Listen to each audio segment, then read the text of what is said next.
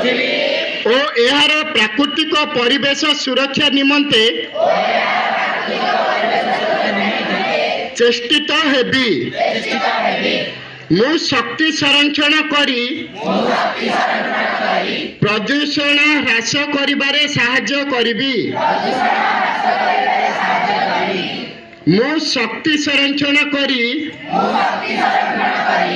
ବିଶ୍ୱ ଉତ୍ତାପ ହ୍ରାସ କରିବାରେ ସାହାଯ୍ୟ କରିବି। ମୁଁ ନିଜର ଏବଂ ଦେଶର ଉନ୍ନତି ନିମନ୍ତେ ଶକ୍ତି ସଞ୍ଚୟ କରିବି। ଯେତେବେଳେ ବିଦ୍ୟୁତ ଆଲୋକର ଆବଶ୍ୟକତା ନାହିଁ ସେତେବେଳେ ମୁଁ ସୁଇଚକୁ ବନ୍ଦ କରିବି।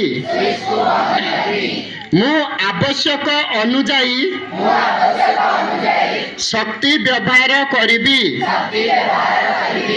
ମୁଁ ସବୁଜ ଜୀବନ ଶୈଳୀକୁ ଆପଣାଇବି।